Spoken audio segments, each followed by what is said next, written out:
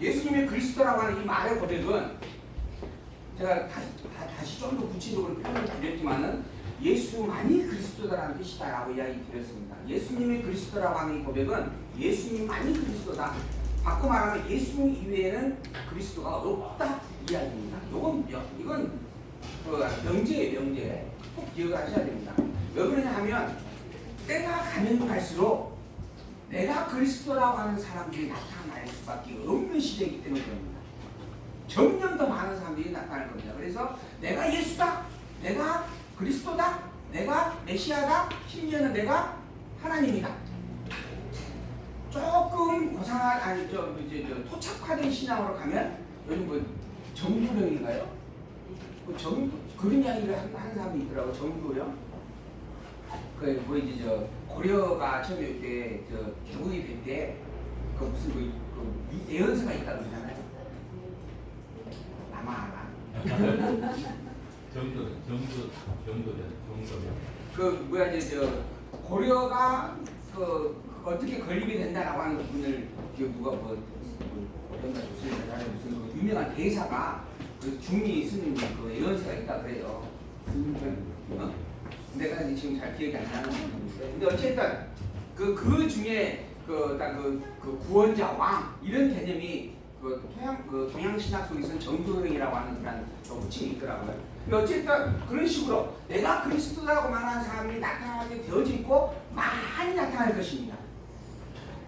더불어 아예 하나님의 거룩한 이 성전 교회에 다 자리를 잡고 이 말씀을 선포하는 자리에서 스스로 하나님을 칭하는 자가 나타나기까지 합니다. 그것을 우리는 저 그리스도다 이렇게 표현을 해요. 성경적으로는. 그래서 오직 우리가 복음이라는 부분에 명확한 어떤 명제를 확정을 해야 됩니다. 이 복음이란 무엇이냐? 단 한마디로 이야기하면 예수는 그리스도다라고 하는 겁니다. 예수는 그리스도다. 이 예수가 그리스도라고 하는 이 말씀을 증거하고 난 다음에 예수 그리스도의 터 위에 교회가 설립이 되어집니다. 이게 사도행전이죠. 교회가 설립이 되어졌습니다. 교회를 세웠어요. 그리스도가 누구인지를 증거하고 난 다음에 그리스도를 믿는 자들을 찾아 시켜 드러내게 되어진 겁니다. 그게 교회들이에요. 그 교회가 바로 오늘 우리입니다. 우리가 예수님이 그리스도이구나 하고 고백하고 있잖아요. 그런 자들이 존재하게 되어졌다라고 하는 거예요. 그리고 그러한 자들을 향해서 교회를 양육을 하게 되어지는데, 이 양육하는 첫 번째 내용이 뭐냐면 우리가 성도라고 하는 이름을 갖게 되어졌는 이 이름이 복음으로 말미암은 것인데, 이 복음이 오직 하나님의 절대 칭의로 위한 것이다. 절대 주권, 칭의로 위한 것이다. 즉 은혜의 복음이다 라고 하는 것입니다. 이걸 지금 로마서가 선포를 했어요. 인간은 죄 덩어리였고 아무것도 의로운 일을 행할 수 없는 상태에 있고 이미 죄의 죽은 자인데, 그런 우리의 죄와 상관치 않냐고 하나님이 일방적으로 그리스도를 보내셔서 우리로 하여금 복음을 갖게 하여 성도라는 이름을 지니도록 선포하셨다라고 하는 겁니다. 이게 로마서입니다. 로마서. 칭의의 복음. 그리고 난 다음에 우리가 칭의의 복음의 절대적인 성질을 선포하고 난 다음에 그로 말미암아 성도의 생활을 이제 본면하게 되어집니다. 이 성도의 생활을 우리가 제대로 이해를 하려면 먼저 무엇을 알아야 되는가? 복음이란 무엇인가라고 말씀을 명확하게 알아야 됩니다. 그리고 복음으로 말미암아 내가 성도라고 하는 이름을 가졌구나라고 하는 것을 알아야 됩니다. 내가 성도라고 하는 존재의 의미와 가치를 알아야 되는 거예요. 성도라고 하는 말이 무슨 뜻인가? 성도라고 하는 그 말이 어떻게 주어지게 되어지는 것인가? 이걸 알아야 된다라고 하는 겁니다. 그 성도라고 하는 말은, 이름은 오직 복음으로 말미암아 되어진 하나님의 절대적인 선물이다. 그 복음을 가진 성도로서의 그럼 어떻게 살아가는 것이 합당하겠느냐? 이걸 말하는 거예요. 이게 성도의 생활입니다. 기독교 윤리라고 이야기할 수 있죠. 기독교 윤리. 우리가 어떻게 살아가야 될 것인가? 교회 생활은 어떻게 할 것이며, 가정 생활은 어떻게 할 것이며, 사회 생활은 어떻게 할 것인가?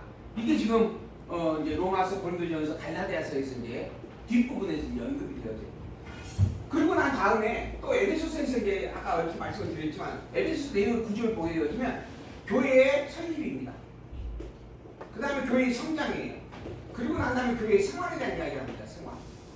이 생활이라고 하는 것도 성장되어진 자에게 거듭돼서 그 분명한 내용의 참됨과 거짓됨을 확인시켜주는 섭리가 생활의 내용입니다.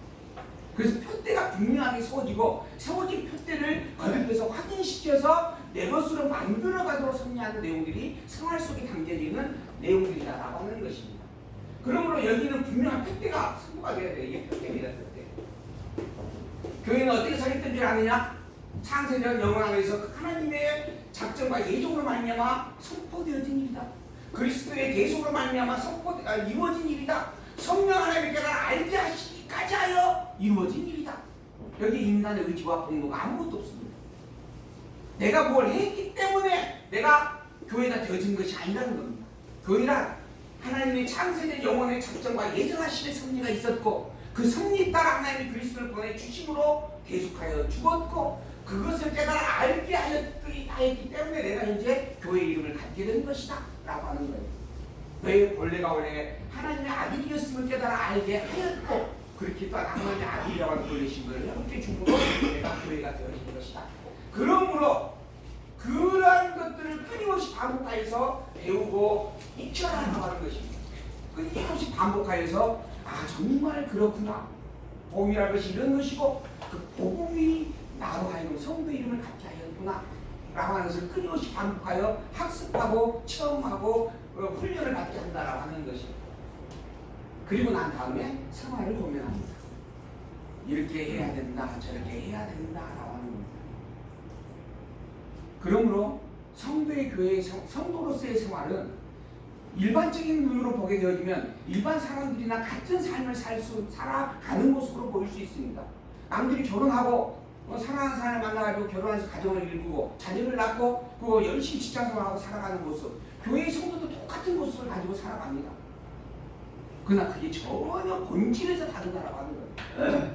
나는 다른 사람은 이제 하나님을 알지 못하는 사람은 자기의 사랑하는 사람을 발견하였고 그로 말미암아 사랑을 나누면서 결혼을 했지만은 하나님을 아는 성도된 자의 만남과 결혼과 가정의 생활은 무엇을 잊지 않기 위한 것이다? 복음을 잊지 않기 위한 것이다 라고 하는 거예요. 그 행태는 같을지라도 그 내용을 그 행태를 통하여 발견하고자 바라보고자 중심에 두고자 하는 본질된 목적이 전혀 다르다라고 하는 겁니다. 한쪽은 나를 위해서 사는 삶이지만 한쪽은 복음을 위하여 사는 삶이다라고 하는 거예요. 이게 전혀 다르다라고 하는 겁니다. 아예 저 사람은 회사 생활 하는 사람이다. 나는 교회를 다니는 사람이니까 회사 생활 안 해야 된다. 이런 얘기가 아니에요. 똑같은 회사 생활을 할지라도 살면서 살 수밖에 없는 게 세상의 섭리잖아요. 그런데 그럼에도 불구하고 하나는 염소의 삶을 살고 있는 것이고 하나는 양의 삶을 사는 것이다. 그는 염소요 나는 양이다라고 하는 겁니다. 이러한 본질을 새겨낼 수 있는 부분의 말씀으로서의 생활을 우리가 풀어내고 이해해야 되지 않는가라고 말씀을 드리면서 7장 본문을 봅니다. 자, 너희의 쓴 말에 대하여서는 남자가 여자를 가까이 하냐니 좋다. 내가 너희에게 권면을 했는데 전에 이야기했지 않느냐? 남자와 여자가 가까이 하냐는 것이 좋다. 즉 결혼하지 않고 독신으로 사는 것이 좋다 이야기입니다. 이 바울은 그래서 어떤 면에서는 독신을 많이 이야기했던 부분입니다. 왜 그랬는가? 왜 그랬어요? 혼자 사는 것이 낫다라고 말한 이유가 있었어요. 왜 그랬어요? 때가 악하기 때문이다. 그리고 하나님의 심판의 때가 가깝기 때문이다라고 이야기했습니다. 그러니까는 독신으로 사는 것이 좋다라고 권면했던 이유가 있었어요. 그냥 남자는 남자대로 여자는 여자대로 그냥 각각 떨어져 사는 것이 원래 좋은 것이기 때문에 그런 것인가? 하나님은 처음에 인간 하나를 만들어 놓고 그 몸을 둘로 쪼갰습니다. 그리고 난 다음에 다시 하나가 되어지도록 섭리하셨어요. 이게 하나님의 섭리입니다. 그러므로 남녀가 한 몸을 이루는 것은 오히려 하나님의 섭리에 합당한 일이에요. 근데 바울은 독차하는 것이 좋다라고 이야기를 해요. 그럼 하나님의 섭리에 어그러지는 이야기를 하고 있는 겁니다. 근데 왜 그게 복음인가? 하나님께서 둘이 한 몸이 되는 것에 대한 말씀과 왜 같은 맥락이 말인가? 라고 하는 거예요. 전혀 다른 말이 아니라 같은 맥락의 말이 어떻게 같은 말이 되어질 수 있는가? 그 이유는 그렇게 함께 하게 하시는 것이 가정이라는 비밀이 복음을 담고 있는 것이기에 너무 소중한 일인데, 그러나 이때는 악하기 때문이다라고 합니다. 이때는 이제 마지막 종말을 향하여 가고 있는 심판의 때에 이때는 그렇다라고 하는 거예요. 그래서 하나님께서 심판할 때에는 피난을 가야 되는데 피난을 가는 그 일에 걸림돌과 무거운 짐이 될 수밖에 없는 것이기 때문에 그렇게 내가 이야기하는 것이다 라고 말을 했다라고 하는 것이죠. 그래서 내가 전에는 그렇게 남자가 여자를 가까이 아니하면 좋다라고 이야기했었지만은, 음행의 연고로 남자마다 자기 아내를 두고 여자마다 자기 남편을 두라. 만약에 음행을 이길 수 없다면 그러면 차라리 독처가 아니라 결혼하는 것이 낫다라고 이야기를 하는 겁니다. 그래서 결혼이라고 하는 부분은 음행을 방지하는 하나의 귀중한 섭리가 되어지는 부분입니다. 그리고 그 본질은 무엇인가? 복음을 위한 일이다라고 하는 겁니다. 음행으로 말미암아 내가 복음을 잃어버리지 아니하도록 하기 위하여서 결혼을 권면하고 있는 내용이다라고 하는 것이에요. 때로는 독신을 이야기하고 권면을 하고, 때로는 결혼을 권면을 합니다. 이유는 뭔가? 복음 때문입니다. 복음을 위하여 독신을 권면하는 것이고, 복음을 위하여 결혼을 권면하고 있다라고 하는 것이에요. 남편은 그 아내에게 대한 의무를 다하고, 아내도 그 남편에게 그렇게 할지라. 아내가 자기 몸을 주장하지 못하고 오직 그 남편이 하며, 남편도 이와 같이 자기 몸을 주장하지 못하고 그 아내가 한다. 여기에 또 중요한 부분이에요. 남자와 여자가 하나가 되어져서 결혼을 하여서 이제 한 가정을 이루게 되어집니다. 근데 아내의 몸을 누가 주장하냐면 남편이 주장합니다. 그럼 아내의 주인이 누구예요? 남편이 되는 거죠. 그럼 남편은 주인으로서 아내는 종으로서 관계가 형성이 되는 게 순리겠죠. 그래서 이제 보통 일반적인 가정이 남자가 주도권을 가지려고 애를 쓰는 겁니다. 그래가지고 내가 왕이고 당신은 종이야 라고 이야기를 하는 거예요.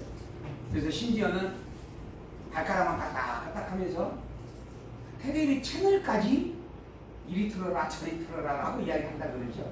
해보셨어요? 그게 주인이라고 하는 생각을 갖고 있기 때문에 그러는 거예요. 왜 그러는가? 방금 이야기했잖아요. 아내를 주장하는 주인이 누구기 때문에? 남편이기 때문에 그런 거예요. 근데 여기까지만 성경에 기록되어 있는가? 아니라는 겁니다. 성경에 뭐라고 있어요? 남편의 주인은 누구라고요? 아내. 남편을 주장하는 주인이 아내예요. 바꿔 말하면 여기의 주인이 누구예요? 남편이 아니라 아내인 거예요. 아내. 그럼 아내가 또 침대에 다 앉아가지고 여보 설거지 시켜, 청소해요, 밥 비벼, 그래가지고 또 하는 것인가? 이것도 역시 주도권의 문제죠. 그래서 결혼을 딱 하는 순간부터 누가 경제권을 가질 것이냐 가지고 싸운다 그러잖아요. 근데 본문 전체를 묶어서 보게 되어지면, 바꿔 말하면 아내의 주인은 남편인데 남편의 주인은 아내가 되어야 돼요. 결국 모두가 다 주인이면서 종인 거예요. 그래서 나중에 뒷부분 가게 되면 뭘 하냐면 주 안에서 피차 복종하라. 이게 중요한 겁니다. 피차 복종하는 관계예요. 누가 안에서? 진정한 참 주인은 하나님이다라고 하는 거예요. 하나님 안에서 서로 남편과 아내는 피차 복종하는 관계에 있다. 그것을 드러내는 방법의 구체적인 성리로 여자의 주인은 남자요, 남편의 주인은 아내라고 이야기하는 거예요. 그냥 봐라 성경이 여자의 주인이 남자가 했지 않느냐 이 말로서 끝내버리면 안 되는 거예요. 여자의 주인과 남자의 주인이 서로 내가 주인이 아니다라고 하는 말을 하는 거예요. 내가 주인이 아니라 나는 복종하는 자다. 그리고 진정한 참된 주인은 하나님이시다. 이 말을 해주고 있는 내용이다라고 하는 겁니다. 그래서 아내가 자기 몸을 주장하지 못하고 오직 그 남편이 하며, 남편도 이와 같이 자기 몸을 주장하지 못하고 오직 그 아내가 하나니 서로 분방하지 말라. 다만 기도할 틈을 얻기 위하여 합의상 얼마 동안은 하되 다시 합하라. 결혼을 왜 했어요 아까? 음행이라고 그랬죠. 아까 음행의 연고로 결혼하는 겁니다. 할 수만 있으면은 복처하는 것이 시대적으로는 나은 일인데, 그러나 그럼에도 불구하고 더 낫지 못한 결혼을 취한 이유가 뭐였는가? 은행의 유혹을 떨기 위해서 그랬다라고 하는 것입니다. 그러나 그것보다 앞선 게 뭐예요? 복음이에요. 복음을 위해서 기도하려고 한다면 분방할 수 있다라고 하는 겁니다. 그게 더 앞선 거니까. 그러나 기도가 끝나거든 다시 아파라 라고 하는 이야기. 이게 순서에 대한 문제입니다.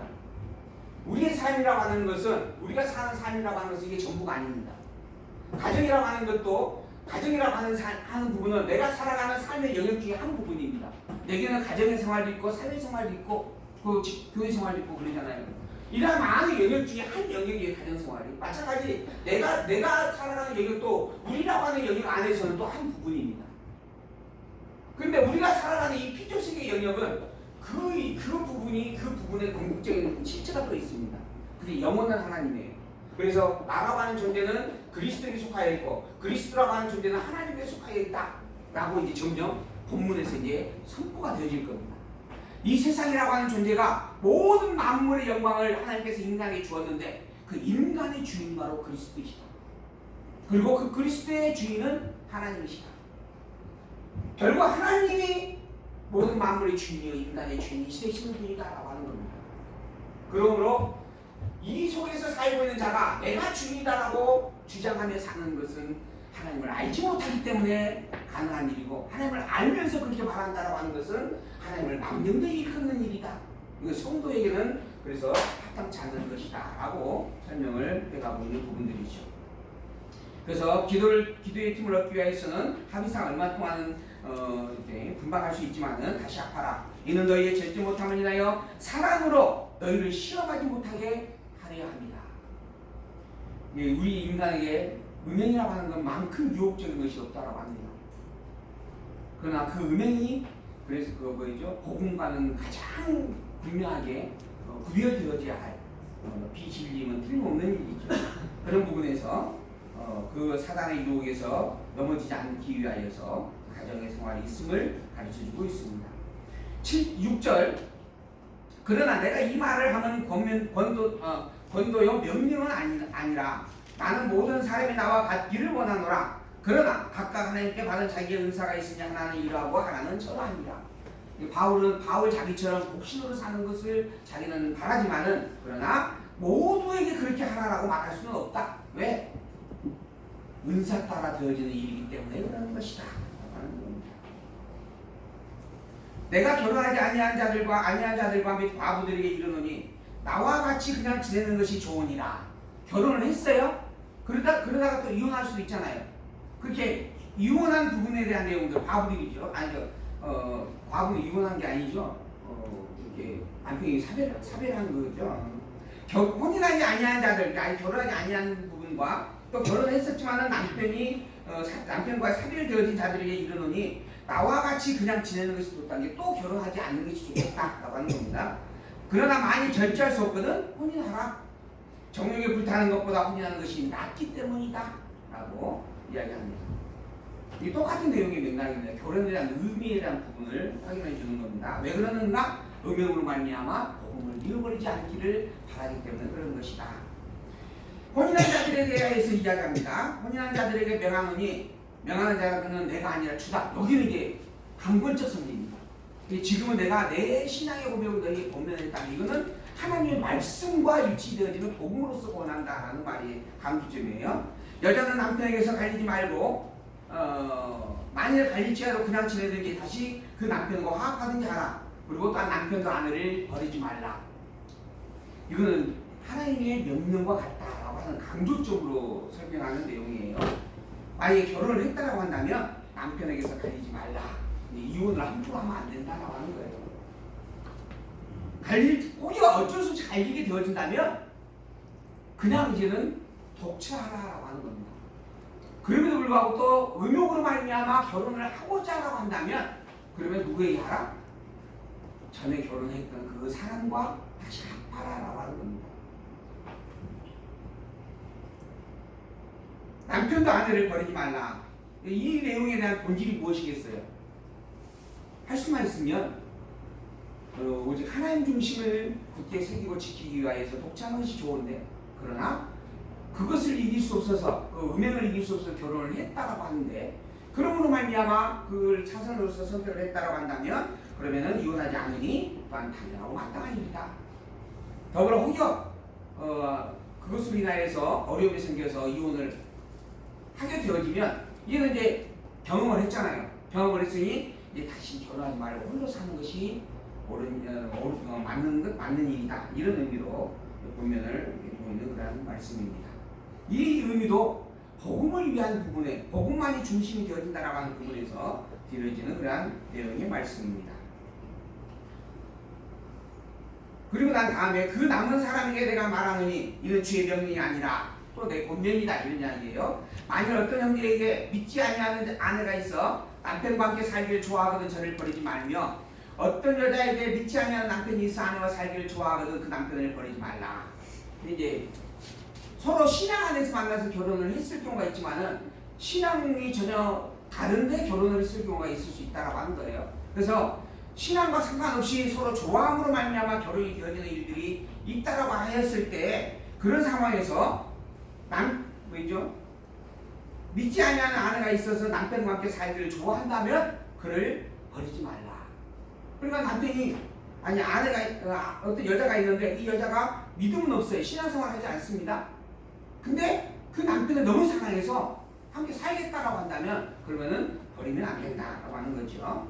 마찬가지 남편도 마찬가지입니다. 아내를 인하여서 거룩하게 어떤 여자에게 믿지 않는 남편이 있어서 아내와 함께 살기를 좋아한다면 아내를 너무 사랑을 해요.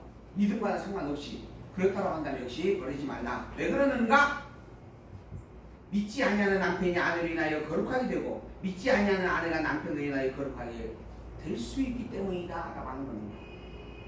이 내용의 힘은 결국은 복음이에요. 왜 내가 그 사람을 사랑하고 있는가?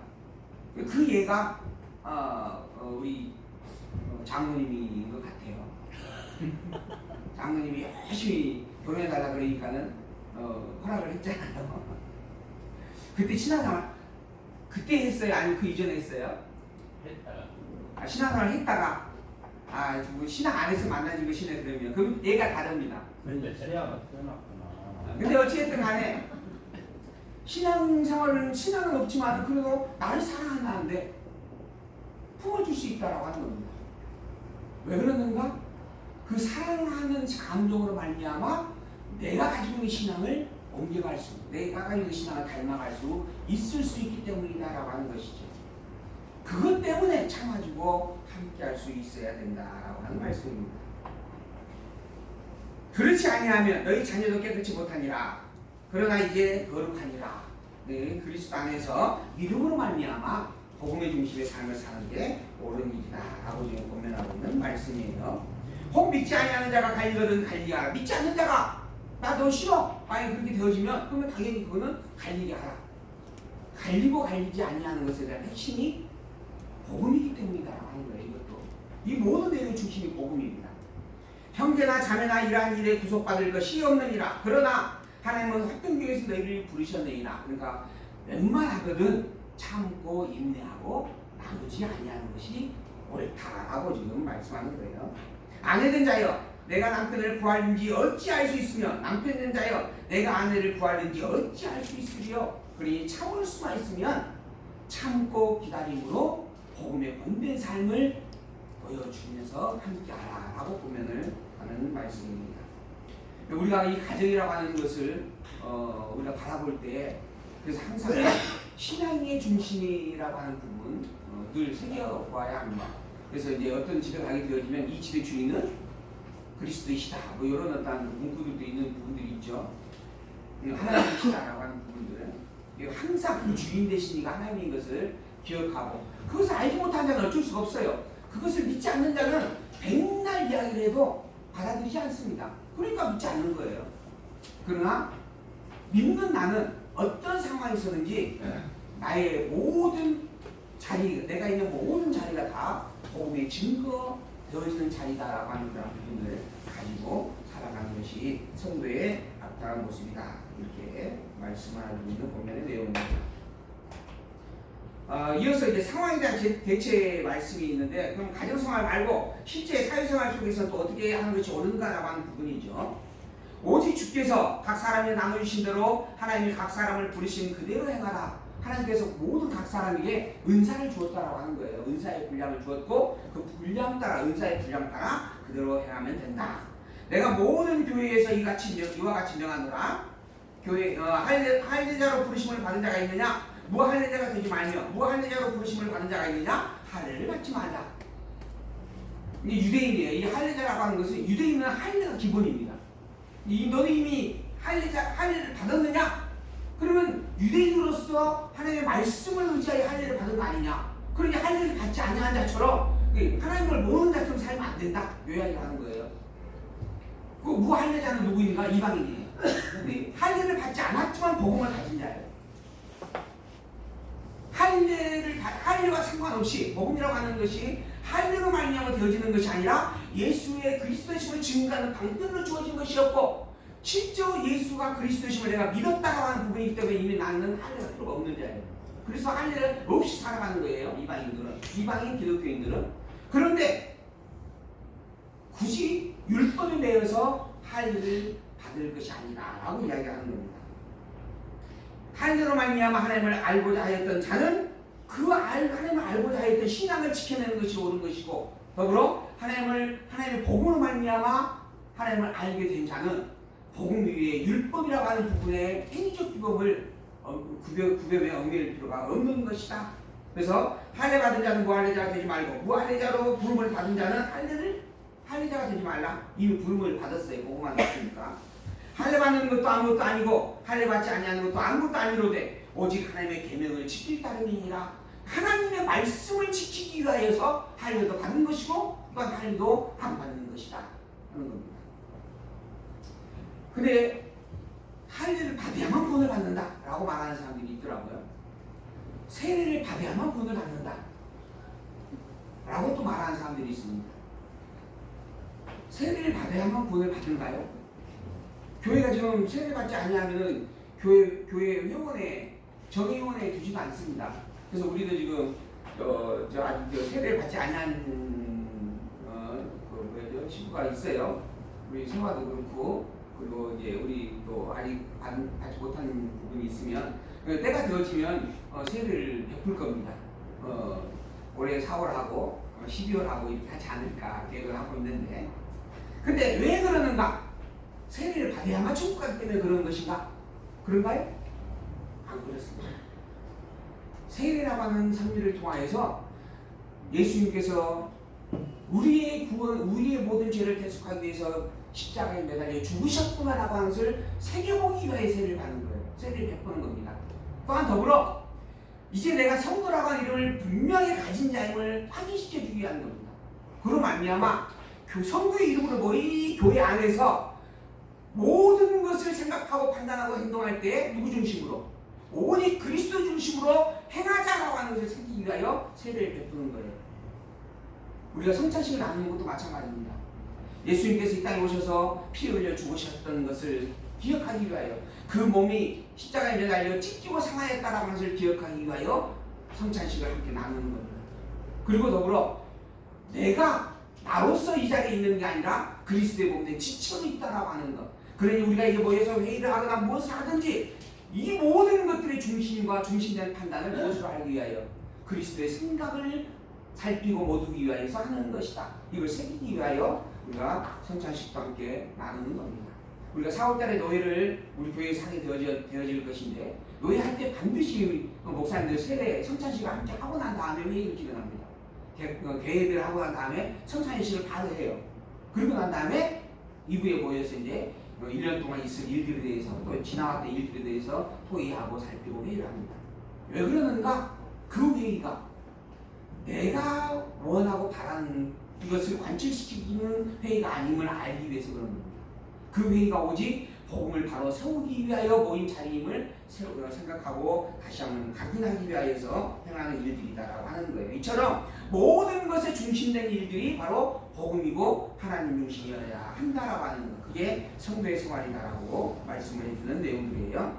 그래서 할례 받은 자는 무할례자처럼 행하지 말고 무할례자의 상태에서 부름을 받은 자는 할례를 받을 필요가 없다. 할례 받는 것도 아무것도 아니고 할례 받지 아니하는 것도 아무것도 아니다. 오직 하나님의 말씀대로 알고 말씀을 바르게 살피고 말씀대로 믿는 것이 참으로 중요한 본분이다라고 이야기를 하고 있는 것이죠. 그러니 부르심을 받은 사람은 그 부르심 그대로 행하는 것이 옳다라고 공면하는 겁니다. 그리고 난 다음에 21절 내가 종으로 있을 때에 부르심을 받았느냐? 염려하지 말라. 그러나 자유할 수 있거든 차라리 사용하라. 종으로 있을 때 부르심을 받은 자가 있죠. 우리가 근본적으로는 타락된 세상에 죄의 종으로 있을 때 부르심을 받은 거예요. 그러나 염려할 필요가 없다. 우리가 종으로 있을 때 부르심을 받았다라고 해서 우리가 영원히 종인 것인가? 그러지 않다라고 하는 부분이고, 또한 더불어 부르심을 받는 것은 종으로서의 신분하고는 상관이 없다라고 하는 부분입니다. 그리고 더불어 자유할 수 있거든 차라리 그 자유함을 사용하라라고 또 권면을 합니다. 종된 상태에서 부름을 받았다라고 한다 하여서 그 종된 신분에 얽매일 필요가 없을 뿐더러 더불어 자유한 자라고 한다면 자유함을 누리는 것이 또한 마땅한 일이다 하는 거죠. 주 안에서 부르심을 받은 자는 종이라도 주께 속한 자유자이고 또한 이와 같이 자유자가 있을 때에 부르심을 받은 자는 그리스도의 종이다. 자유자로 있는 때에 그리스도의 부름을 받은 것도 그리스도의 종으로 부름을 받은 것이고, 종된 자로 있을 때에 그리스도의 부름을 받은 것도 그리스도의 종으로서 부름을 받은 것이다. 이게 종의 신분이나 자유자의 신분이나 이게 중요한 게 아니고 현재 나는 그리스도의 종된 자다라고 하는 것이 중요하다 이야기입니다. 이방인이냐 유대인이냐 이게 중요한 게 아니라는 겁니다. 여기에서 본문의 문법적으로 보게 되어지면 그 당시에 자유자는 유대인이에요. 그리고 그 당시에 종된 자는 이방인입니다. 근데 이방인과 유대인의 신분이 중요한 게 아니에요. 그것 때문에 지금 초대교회는 계속 싸웠습니다. 유대에서 온 유대인 기독교인과 그리고 그 주변에 마게도냐 지역에서 있다가 복음을 듣고 온 이방인 기독교인들, 이들이 교회로 하나로 모여졌어요. 교회 안에. 그러고 난 다음에 계속 싸우는 거예요. 기득권을 가지고 싸우는 겁니다. 그러나 유대인이나 이방인이라고 하는 신분이 중요한 게 아니다. 너희들은 모두가 다 그리스도의 종된 자들이다. 그러니 자유자에서 부름을 받았던, 종된 자에서 부름을 받았던 이제는 누구의 삶으로? 그리스도의 종된 자의 삶으로 살라라고 말씀을 하는 겁니다. 형제들아 각각 부르심을 받은 그대로 하나님과 함께 거하라. 분명히 이야기하잖아요. 너희는 값으로 사시는 것이니 사람들의 종이 되지 말고 오직 하나님과 함께 거하라. 이걸 늘 되새기려고 우리가 매 순간순간 말씀을 읽는 겁니다. 남편을 보면서도 이걸 되새기고 자녀를 보면서도 이걸 되새기는 거예요. 세상에 사회생활 하면서도 그 상대방을 통하여서 이 복된 복음의 말씀을 되새겨보는 겁니다. 그러한 삶을 이루기 위하여 주신 게 우리의 이 땅에서의 삶이다라고 하는 거죠. 청년에 대하여는 내가 주께 받은 계명이 없으되 주의 자비하심을 받아서 청생들